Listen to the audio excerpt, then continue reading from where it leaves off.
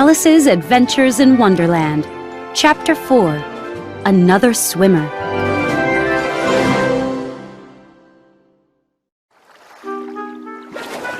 When she fell into the salt water, Alice thought she had fallen into the sea. But she soon realized she was in a pool of her own tears.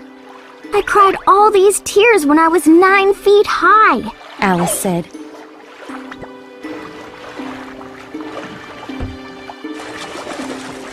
She swam about, trying to find her way to dry land.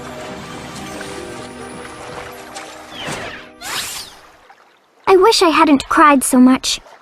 I'll be punished for that by drowning in my own tears. That will be strange indeed. But everything is strange today. Just then, Alice heard something splashing. At first she thought it must be a walrus or a hippo. But then she remembered how small she was. The creature must be small too. Alice swam toward the sound and soon spotted a mouse, which had also fallen into the pool. Is there any point in speaking to this creature? Alice thought. Can he even understand me? Everything is so strange down here that he probably can talk. She decided to take a chance and speak to him. Oh, Mouse! Alice called. Do you know the way out of this pool? I'm very tired of swimming. Oh, Mouse! The mouse looked at Alice with some interest. He also seemed to wink at her, but said nothing. Perhaps he doesn't understand English, Alice said to herself. Maybe he's from France. Alice decided to try speaking some French. All she could think of was the first sentence in her French grammar book. Unfortunately, that sentence was, "Where is my cat?" The mouse gave a sudden leap out of the water and quivered with fright. Oh, I'm so sorry, Alice said quickly. I forgot that mice dislike cats.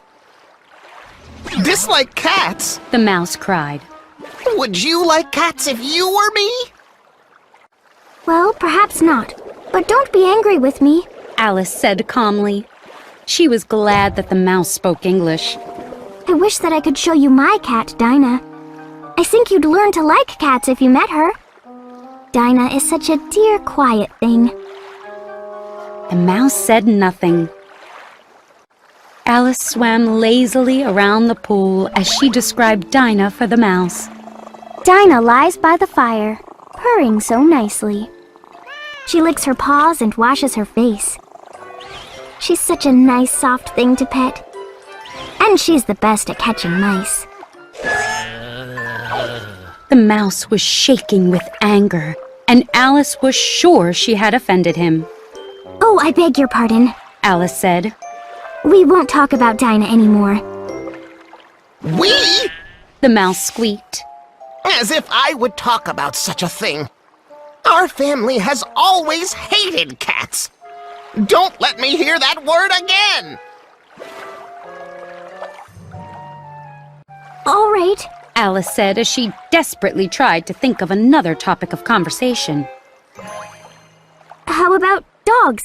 Are you fond of dogs? The mouse did not reply. So Alice went on eagerly. There's such a nice dog on the farm near our house. It fetches things when you throw them. And it sits up and begs for its dinner. The farmer says it's worth a lot of money. That's because it's so good at catching rats and... The mouse started swimming away from Alice as fast as he could. Oh no, I'm afraid I've hurt his feelings again, Alice said in a sad voice. She decided to try one more time to make friends with the frightened animal. Mouse dear, Alice called softly. If you come back, I promise we won't talk about dogs or cats anymore.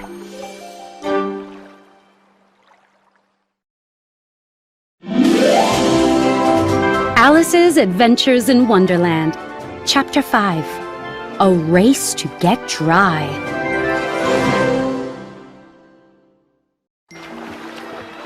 When the mouse heard Alice calling, he turned around and swam slowly toward her. With a trembling voice, he said, Let's swim to shore. After I tell you my story, you'll understand why I hate cats and dogs. Alice was happy to get out of the salt water.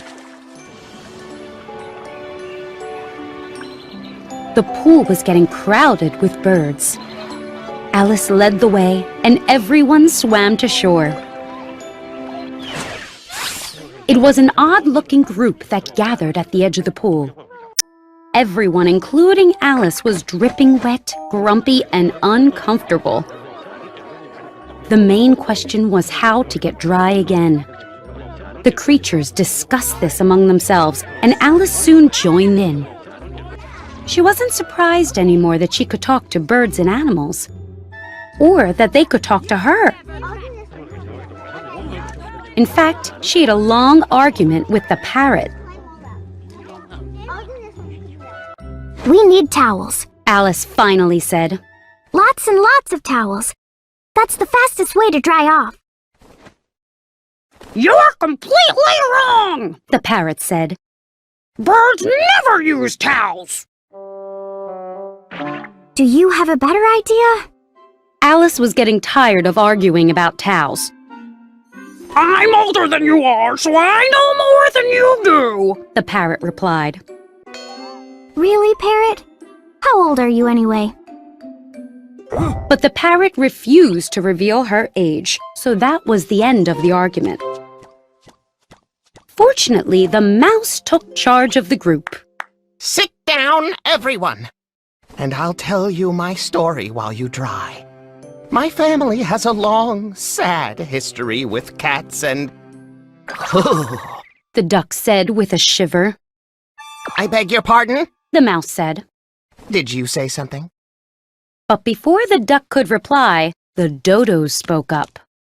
I know how to get dry. We'll have a race.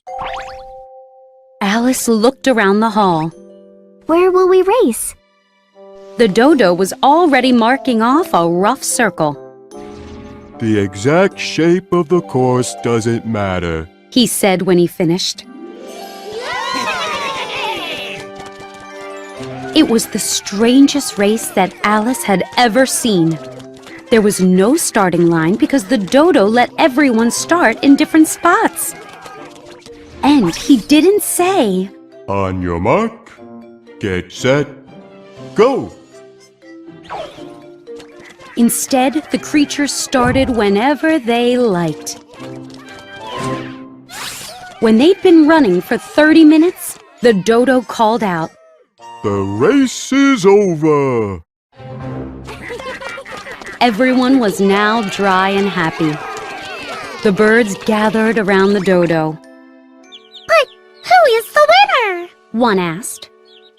This was a puzzling question, which the dodo thought about for a long time. At last he said, Everybody has won, and all must have prizes. But who will give out the prizes? a bird asked. She will, of course. The dodo pointed to Alice. Everyone crowded around her, shouting, Prizes! Prizes! Alice had no idea what to do. But reaching into her pocket, she found a box of candies. Luckily, they'd stayed dry, and she had enough to give everyone one piece. However, there wasn't one left for herself. But you must have a prize! The mouse insisted. Of course. The dodo replied. He turned to Alice. What else do you have in your pocket? Only a thimble. Alice said. Hand it over. The dodo commanded her. They all crowded around Alice once again as the dodo solemnly awarded her the thimble. After he had finished a short speech, everyone cheered. Alice thought the whole thing was silly, but the birds looked so serious that she didn't dare laugh.